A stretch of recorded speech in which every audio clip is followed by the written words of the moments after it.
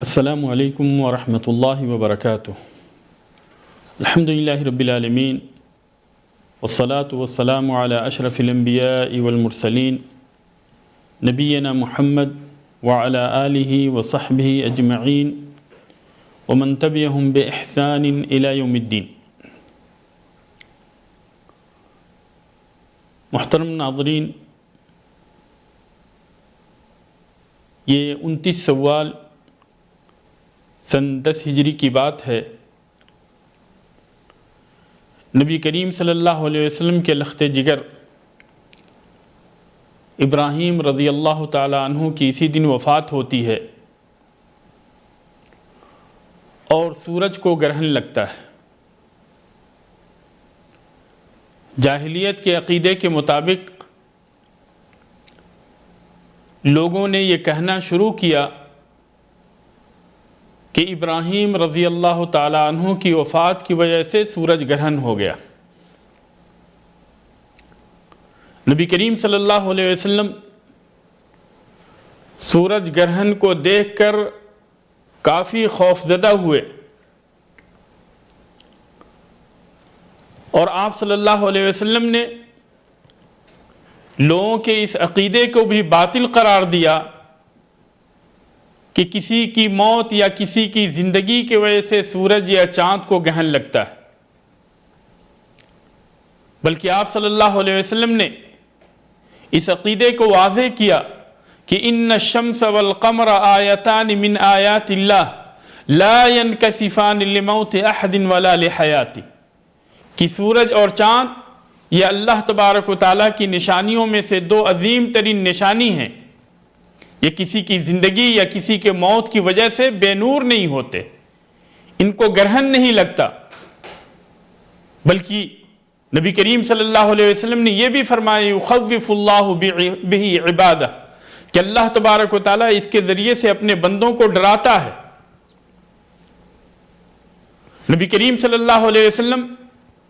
سورج گرہن کو دیکھنے کے بعد اس قدر خوفزدہ ہوئے کہ آپ کو ڈر لگنے لگا کہ کہیں ایسا نہ ہو کہ قیامت قائم ہو جائے، اور آپ صلی اللہ علیہ وسلم کے خوف کا اندازہ اسماء بنت ابی بکر رضی اللہ تعالی عنہا کی اس حدیث سے بھی ہوتا ہے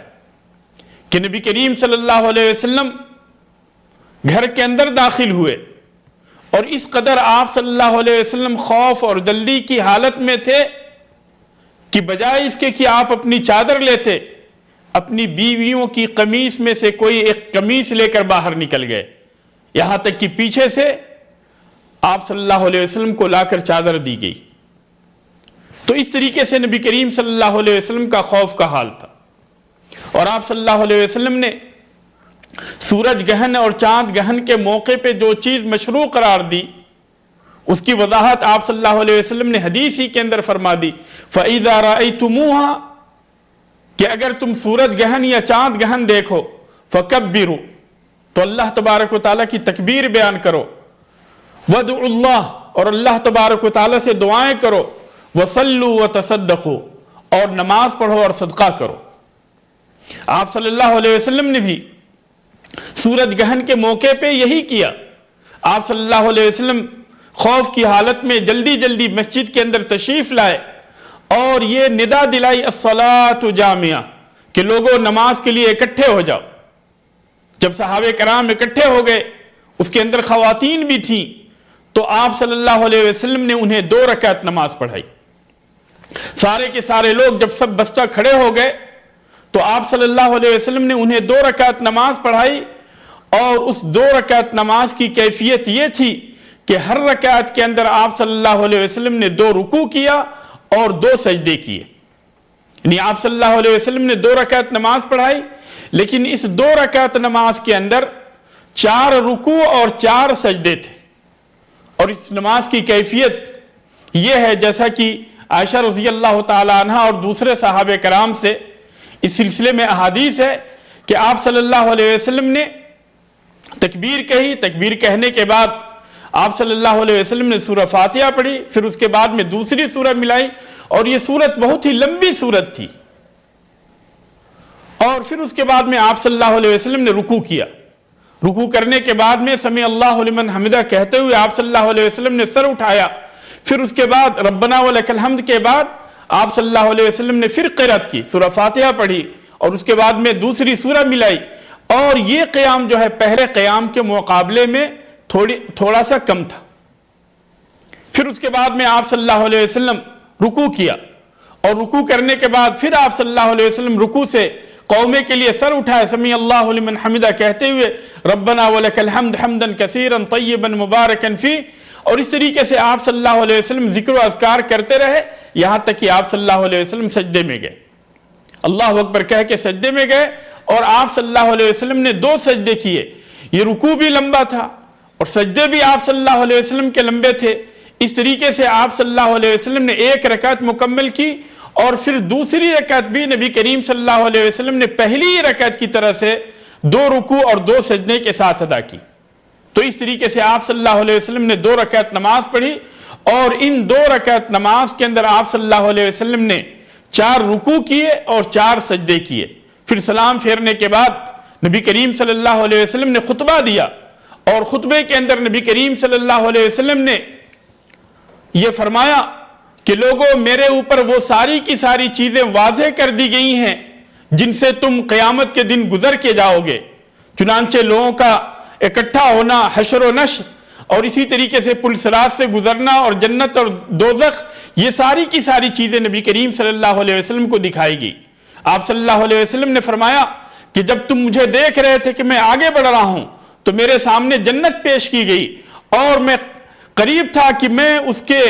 انگور کے گچھے کو لے لیتا، لیکن میرے ہاتھ وہاں تک نہیں پہنچ سکے۔ یا یہ ہے کہ بعض روایتوں کے اندر آتا ہے کہ پھر میں نے یہ یاد کیا کہ یہ تو جنت کے لیے ہے، یہ یعنی جب انسان جنت کے اندر داخل ہوگا تو اس وقت کے لیے یہ چیزیں ہیں، یہ پھل ہیں، تو پھر ایسی صورت میں پیچھے ہٹ گیا۔ اور پھر نبی کریم صلی اللہ علیہ وسلم نے فرمایا کہ اور جو تم لوگوں نے دیکھا مجھے پیچھے ہٹتے ہوئے، تو دراصل اس وقت جہنم کو میرے سامنے لایا گیا، اور پھر اس کے بعد میں نبی کریم صلی اللہ علیہ وسلم نے جہنم کی چیزیں بیان کی کہ میں نے اس کے اندر بنو اسرائیل کی اس عورت کو بھی دیکھا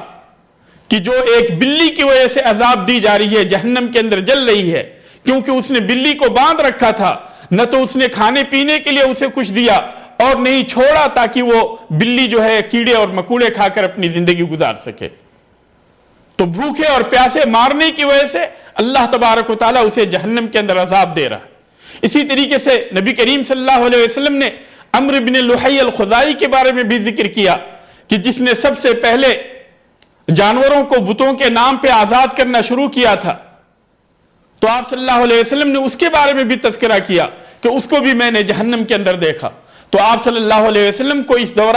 اس نماز کے دوران جنت اور جہنم کی ساری چیزیں دکھائی گئی، اور آپ صلی اللہ علیہ وسلم نے یہ بھی فرمایا کہ تمہیں قبر کے اندر فتنے کے اندر مبتلا کیا جائے گا، اور یہ فتنہ دجال کے فتنے کے قریب ہوگا۔ اسماء بنت ابی بکر امرہ فرماتی ہیں، جو کہ عائشہ رضی اللہ تعالی عنہ کی راوی ہیں، کہ عائشہ رضی اللہ تعالی عنہ کہتی ہیں کہ اس کے بعد ہی سے نبی کریم صلی اللہ علیہ وسلم نے قبر کے عذاب اور جہنم کے عذاب سے پناہ مانگنی شروع کی۔